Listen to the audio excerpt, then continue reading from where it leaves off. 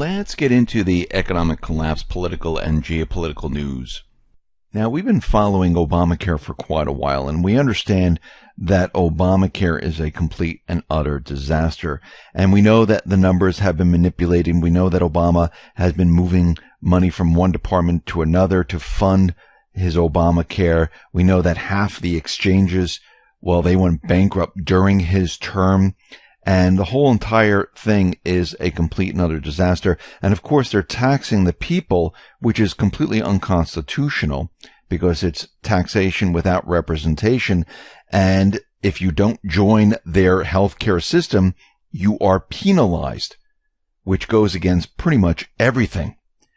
But what is happening right now, and we know that Trump, let me just say this first, he's trying to get rid of Obamacare, and it's very, very difficult because nobody wants to give, and nobody has a solution to replace Obamacare because it is so bad right now. And what happened here is those people that have small businesses and things like that, they are suffering. The premiums are continually rising, and they were rising way before Trump, before any of this. We've tracked this before. They've been going up. Now, what's very interesting right now is that the Trump administration, they had to halt billions of dollars in payments to health insurers after a court ruling. Now, of course, people are complaining about this and they're pissed off, but let's go back a little bit in time and make sense of all of this. And here is the timeline of key events. March 23rd, 2010, the Patient Protection and Affordable Care Act is signed into law by Obama. That's Obamacare.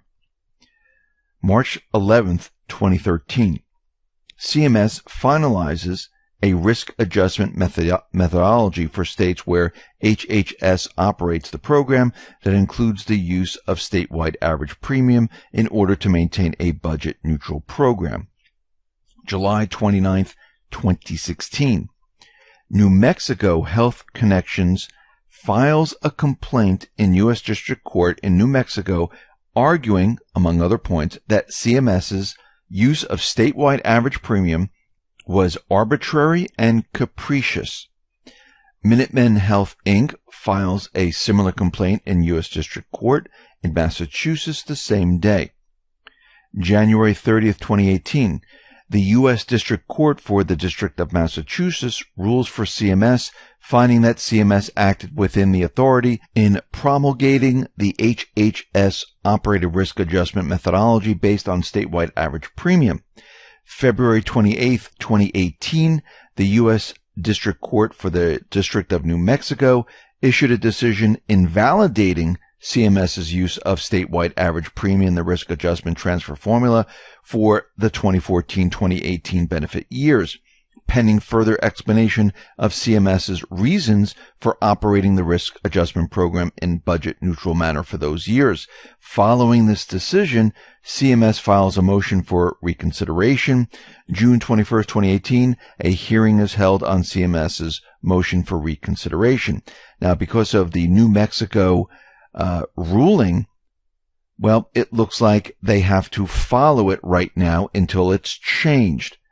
So this is why CMS Administrator Seema Verma is kind of upset, because they have to follow what the court ruled. And we can see right now that people are going to be complaining about this and most likely blaming it on Trump. Let's move on to what is happening with Rod Rosenstein and with this IG report, this redacted information. Well, we've come to find out they are doing a lot of tricky things. Over the past few years, the Department of Justice and the FBI redacted documents in the name of national security, but the real reason was later uncovered as an effort to hide their crimes. They also will not allow Congress to obtain copies of records, and instead only allow Congress to review documents maintained at an FBI or Department of Justice location. Now, this too is catching up to them, as their efforts to swap documents or create two versions of documents are now being uncovered. Wait, what is this? They're creating two sets of documents? Yes, this is what they are doing. During a recent hearing in front of Congress, some excellent questions were asked of Deputy Attorney General Rod Rosenstein by Matt Gaetz of Florida. Now, the problem with the FISA memo, it appears there were two different FISA memos that were presented by the FBI. One memo is the one that was presented to the FISA court and signed by Rod Rosenstein. The other memo is the one that the members of Congress were allowed to see. Apparently, either the documents were illegally duplicated or Rod Rosenstein is lying, both which are crimes. In addition, we are now seeing a pattern like the redacting of documents by the FBI to cover up FBI and Department of Justice crimes. The FBI and the Department of Justice will not provide Congress with copies of documents. They say they're doing this for national security reasons, but this is clearly not the case. The reason the FBI and the DOJ will not hand over copies of documents is because this way they can change or alter documents provided to different sources to hide their crimes. So they're giving one set of documents to Congress and they're keeping the other set. So basically they're manipulating everything, and they've been found out now. And now it looks like it's a no-win situation for Rod Rosenstein. He's digging the hole deeper and deeper as time goes on. And I think it's only a matter of time before this whole IG report is declassified. I think we're leading up to that. And we're going to be talking about that a little bit later with an anon that put together an entire timeline, took different pieces of Q's posts and made a timeline of what we could expect. But let's continue here. We see documents that were released Friday by the Department of Justice confirm that Department of Justice attorney known as Robert Mueller's Pitbull arranged an April 11, 2017 meeting with journalists to discuss their investigation into Paul Manafort, in which information may have been leaked back and forth concerning the case. Now, according to memos written by the FBI agents, Special Counsel Attorney Andrew Weissman, Mueller's number 2, who donated $6,600 to the DNC, Obama, and Clinton campaigns, and also reportedly attended Clinton's election nightly party in New York City, arranged a meeting between the Department of Justice and FBI officials and 4 reporters from the Associated Press, who told the FBI about a storage locker owned by Manafort and then gave the FBI a passcode to access it. Now, Manafort's attorneys received the documents on June 29th and revealed them in Virginia federal court filing as part of a push for a hearing into possible leaks of sealed grand jury information, false reports, and potentially classified materials. The meeting raises serious concerns about whether a violation of grand jury secrecy occurred. And this is coming from Manafort's attorney, Kevin Downing, in a motion requesting the hearing. Based on the FBI's own notes of the meeting, it is beyond question that a hearing is warranted. One of the memos written by the FBI Supervisory Special Agent Karen Greenaway reveals that the meeting was arranged by Andrew Weissman, who goes on to know that Weissman provided guidance to the reporters. I mean, this is just completely unbelievable how all of this is taking place and what they've been doing here, and now it's all coming out. I wanted to move on to Seth Rich because it seems like we might have a little bit of a break in the investigation with Seth Rich, and this is coming from the Gateway Pundit. They're reporting that a Washington, D.C. lobbyist who has been on the hunt for Seth Rich's killer found a credible witness who will identify the 2 men he believes murdered the DNC staffer. Jack Berkman, a Washington-based attorney and lobbyist who has worked with a private investigative team to solve the Seth Rich murder mystery, told the Gateway Pundit that the witness has conclusive evidence that will bring Rich's killer or killers to justice within a month. We believe, and this is coming from Berkman, we believe that we have reached the beginning of the end of the Seth Rich murder investigation. After 2 long, hard years of work, we have a witness who is prepared to identify the two killers of Seth Rich.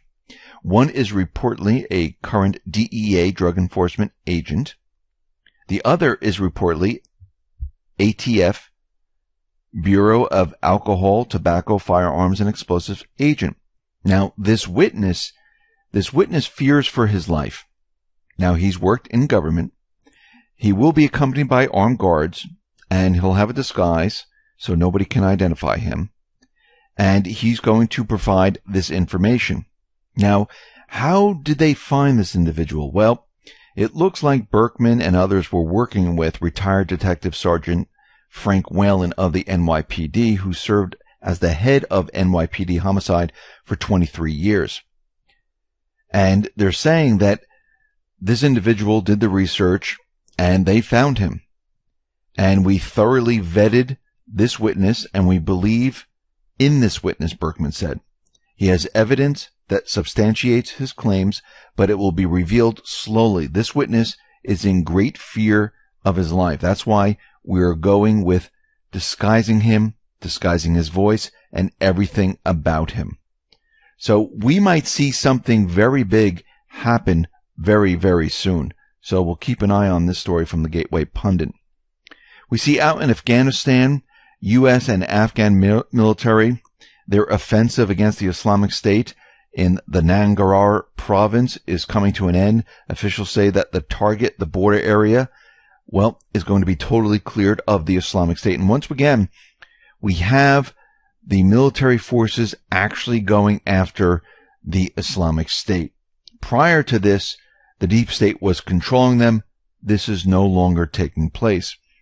We see out in North Korea, the mainstream media is going crazy on how the deal is breaking apart. Even Trump, tweeted that, China might be behind this. And again, he'll never tell you what is really going on. Q has said this many, many times before.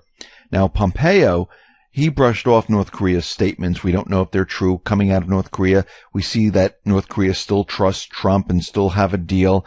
And Pompeo told reporters in Tokyo, after traveling there to meet with Japanese Foreign Minister Taro Kono and South Korean Foreign Minister, saying, listen, I know what happened there. I spoke to these individuals and we spoke to them about the scope of denuclearization. They did not push back. North Korea reaffirmed the commitment to completely denuclearization. North Korea also reinforced earlier promise to destroy its missile engine test site. And we know that we need to verify all of this so the sanctions can be removed.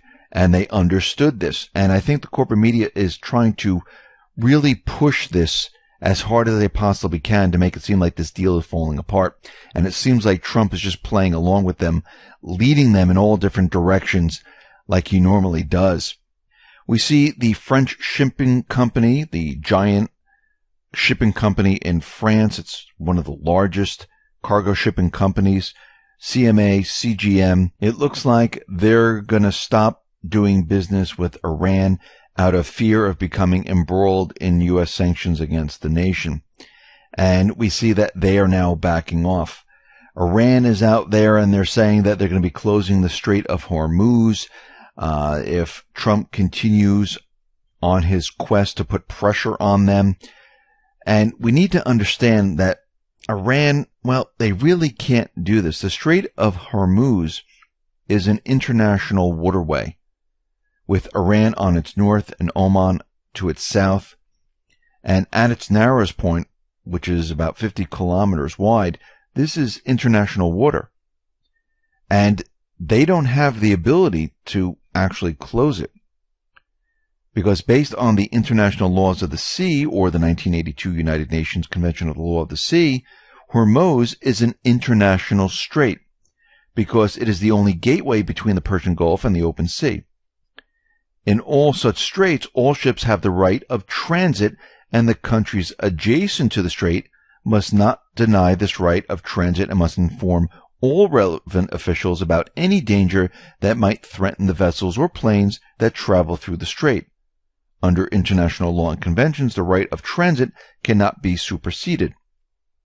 Iranian parliament has not approved the 1982 UN Convention, but the Iranian government has signed it, and so is thus committed to avoid any action that would violate the convention. However, at the time Iran signed the convention, it announced that it would only recognize the right of transit passage for countries that had also joined the convention. Now, the United States, they haven't signed the UN convention. And based on what the government of Iran declared at the time of signing it, Iran does not recognize the right of transit passage for the U.S. Now, once again, this is international waters, and it gives the right of everyone to pass through the Strait of Hormuz. So what Iran is saying really doesn't hold water at this point. Now, something very interesting.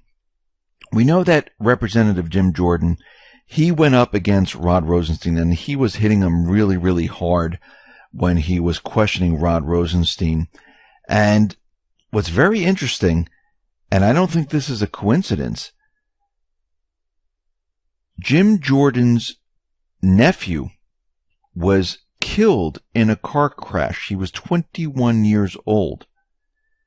He was Eli Stickley, who was a University of Wisconsin wrestler and a former state high school champion in Ohio in 2014. He died in a car crash on Thursday evening in Illinois.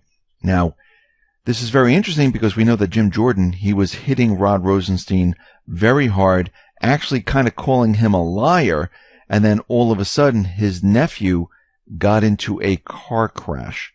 So again, I don't believe in coincidences. I think this is very strange and odd how this occurred. And, we'll have to wait to see what the investigation tells us. Probably nothing, but this is just a huge coincidence that something like this would happen to Jim Jordan after he questioned Rod Rosenstein. Let's get into Q and Annan that put together a timeline, a tentative timeline for what we can expect in the coming months. Now, this is not, etched in stone or anything like that.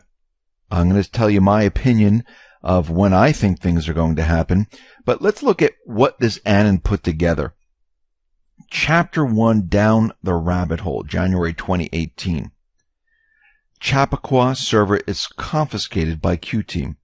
The key to the door of the rabbit hole. What happened during that period? Remember, there was a fire that broke out in Hillary and Bill Clinton compound in Chappaqua, New York.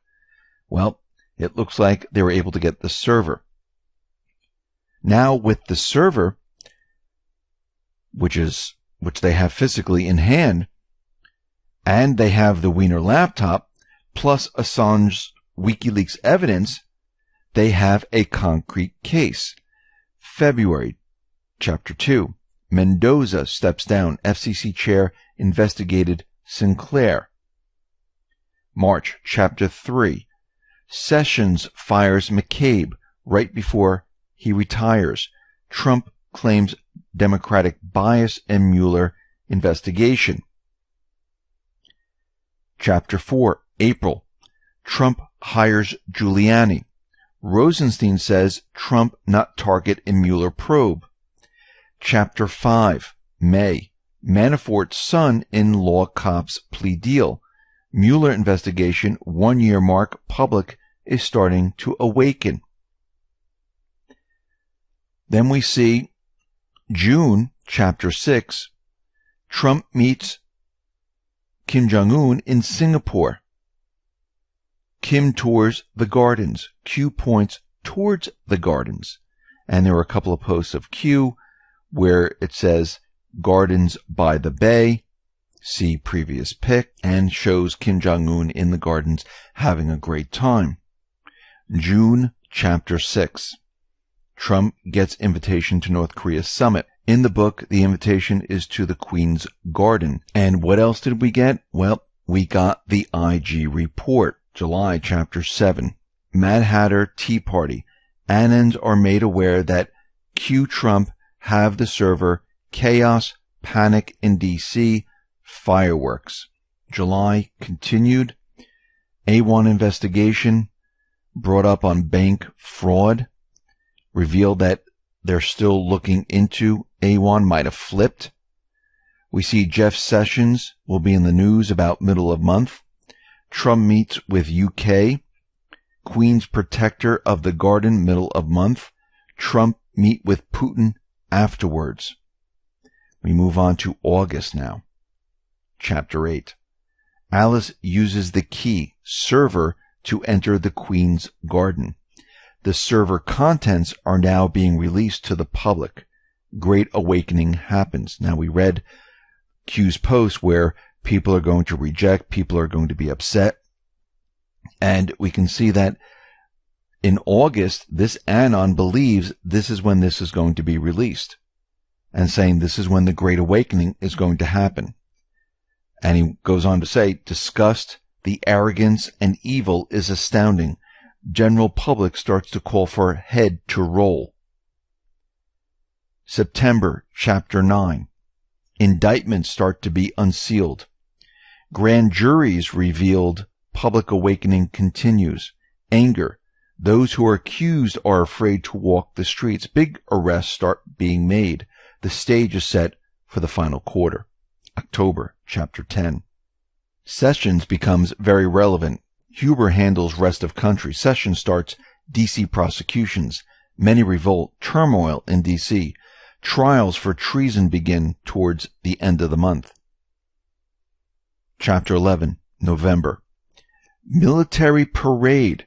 And this is what Q has been talking about, 11/11. This is the end of World War I. Veterans Day. Military parade is cover for D.C. tribunals. Troops, I do believe, come home during this period. D.C. is on lockdown.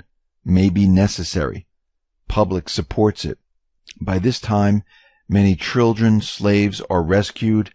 A healing feeling washes over the country and the world.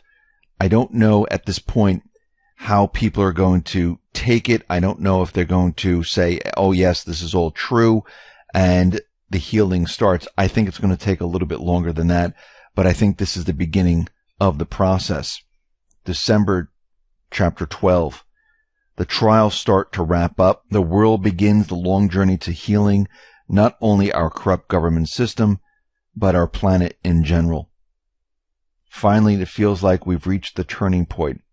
Now, once again, this is a timeline where an Anon went through all the different Q posts and put all of this together and created this timeline. Now, Neon Revolt, which I do agree with, has a different view of this. He says, I think the unsealing of indictments is going to begin happening much sooner than this other Anon thinks. He puts it in September. Neon Revolt is saying this is most likely going to happen maybe July or early August at the very least, in order to prevent more false flag school shootings, which I do agree.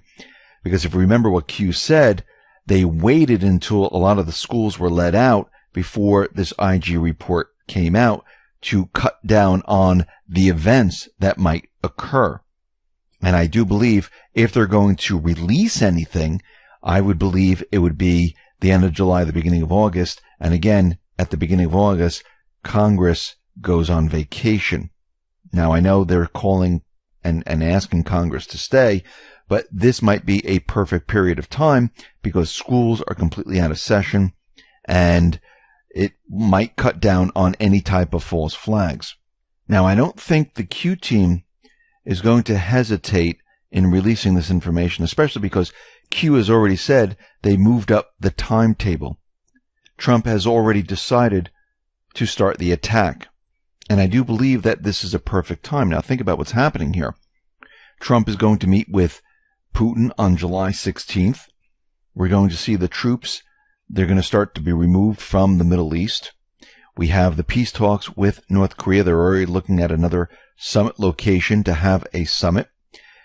Once Trump is finished meeting with Putin, we're going to see a lot happen. And I think all of this will be way too much for the deep state, the mainstream media to handle. And I think this is the perfect time, since school is out and things like that, to release all of this, because we've been seeing the questioning. We've been seeing what has been going on. We know Rosenstein, the FBI, they haven't given the documents that the House has requested. So this is the perfect time to show the world how corrupt the system is and what they've been doing, and let the chips fall where they may.